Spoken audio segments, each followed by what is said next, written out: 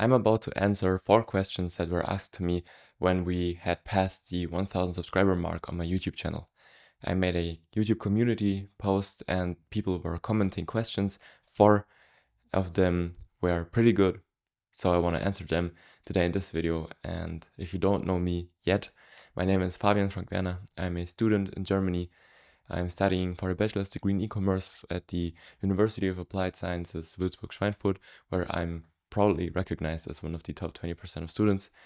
At the same time, I've been working 2 years in tech for a company in the sales department, and at the same time, I have 5 years of experience in the field of business, meaning I have started 3 businesses so far. First, an e-commerce online shop.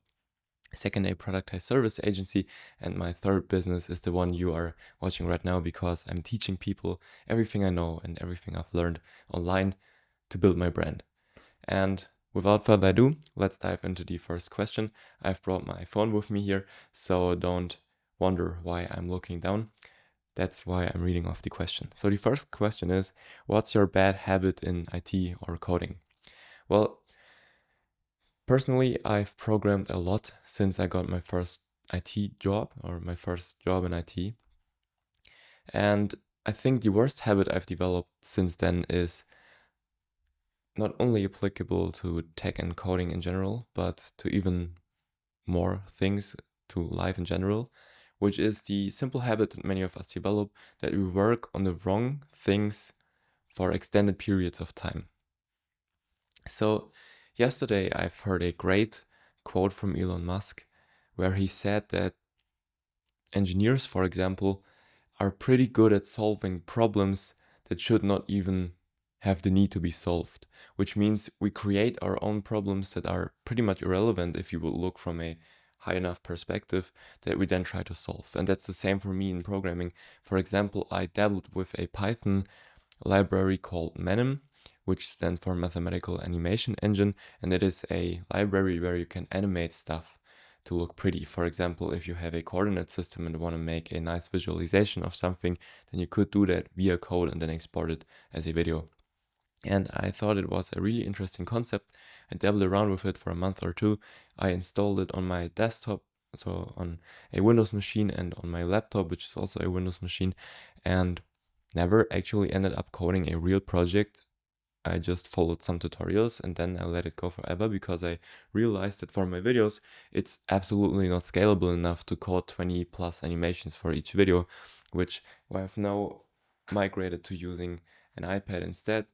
So I can share my screen on there, write things down, and you are perfectly able to see everything I do. So this is just one mistake that costs a lot of time that you will never get back.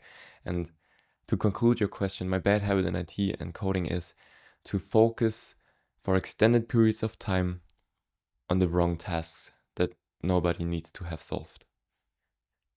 Okay, question number 2. What's your favorite block in Minecraft? So if you don't know, some of my videos where I made short courses about topics like productivity or programming, like game development or data visualization, or something like typography, I used Minecraft items as thumbnails. So for example, I used a enchanted book for a speed reading video. I used, I think, the block in the end that you need to destroy to beat the Ender Dragon, so the end boss in the game, for a data visualization video. And that's, I think, why somebody asked me the question of what's my favorite block in Minecraft. And I have actually needed more time than I thought I'd need to come up with an answer that I'm satisfied with. And my answer is pretty simple. My favorite block in Minecraft is the, how's it called? Crafting table.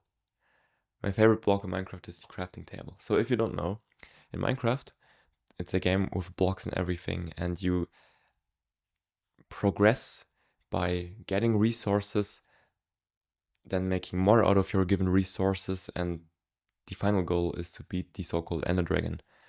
And if you've done it, you have essentially played through Minecraft by the official terms. But you need to have something called a crafting table. So in Minecraft, let me share you my screen. And it's pretty funny that we talk about something like that right now on a more serious channel, that we talk about Minecraft items, but I think it is, again, a nice analogy for life. So in Minecraft, you have a so-called inventory. So whenever you get a block, for example, wood, let's say this is wood, then you are able to craft wood into other materials. And you have a 2x2 grid for that in your inventory. So for example, and then you can make a new item out of that. So for example, if you take 2 wood, so if you take a wood block here, and if you take a wood block here, you get sticks out of here. Okay, so far so good. But this is only for basic items, like fundamental items. If you want to craft tools like a sword, like a pickaxe, you need what is called a crafting table. And you make a crafting table, if I'm not wrong, by 4 wood in here. So I'm no longer a Minecraft expert like I was a couple of years ago, but this is at least from my last understanding. And then you get a crafting table. I just want to call it CT right now, which is another nice block. And if you use a crafting table, you will get a 3x3 grid, which is the largest grid for crafting you can unlock in Minecraft. And it's a simple way to get better resources fast. And what my analogy for this is, when I'm talking about it and why I chose the crafting table. For example, if you want to make a sword, it goes like this. You want to grab a stick and then a material like, for example, gold. So 1 gold here, 1 gold here, and then you get a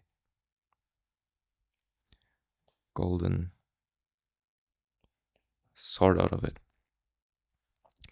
And why I'm talking about this is, we should always look, when we pursue something that we are pretty much unfamiliar with, look for points where we can quickly progress and come up to pace with others that have been doing it for a longer amount of time. Meaning, I can instantly supercharge my growth by not using the 2x2, but by using the 2x2 only once to instantly unlock the crafting table, which allows me to scale and get faster and better pretty much instantly. So how would it look in the real world? For example, if you start posting content online to grow your brand, then you need to post a lot.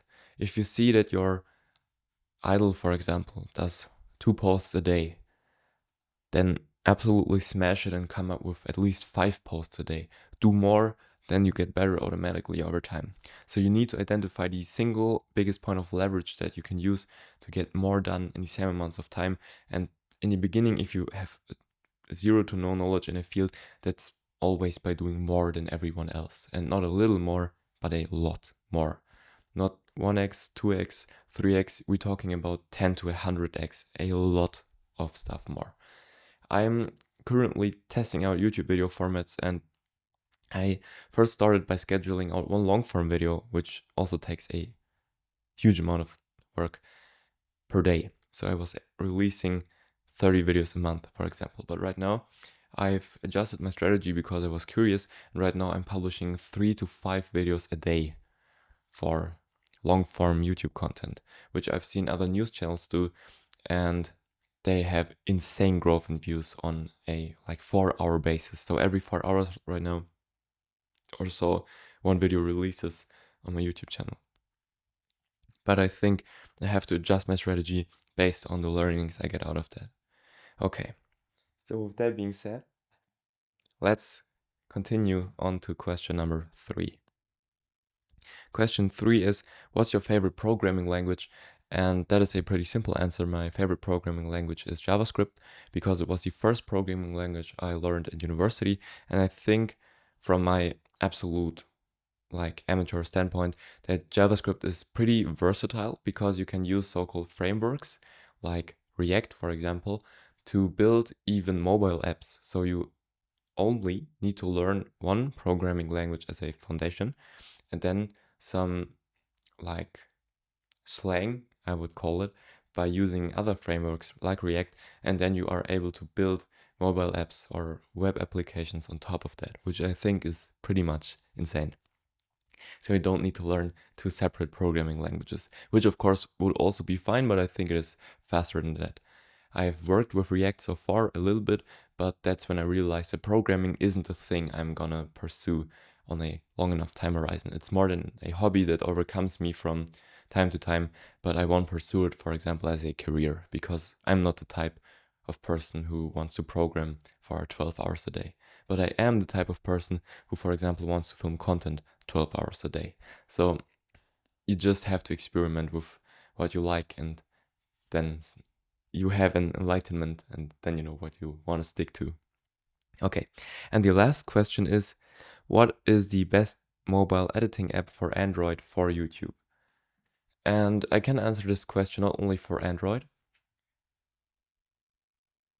but also for YouTube, Android for all other devices, not only for Android.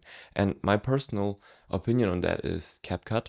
So CapCut is made by the same company as TikTok is, and it allows you to pretty much gain all of the functionalities you would get on a mobile or like laptop or desktop device, for example. And the best part about this is that you can also download a web application. So if you have learned it once, for example, on your smartphone, and then you have the money, for example, to buy a laptop, you can download CapCut on your laptop as well, and then already have a better understanding than a complete beginner on which buttons to press to get the desired result. Okay, I hope that could help you. I've started like the first short form content pieces I've created for my online shop back then were all cut in CapCut, because I think it is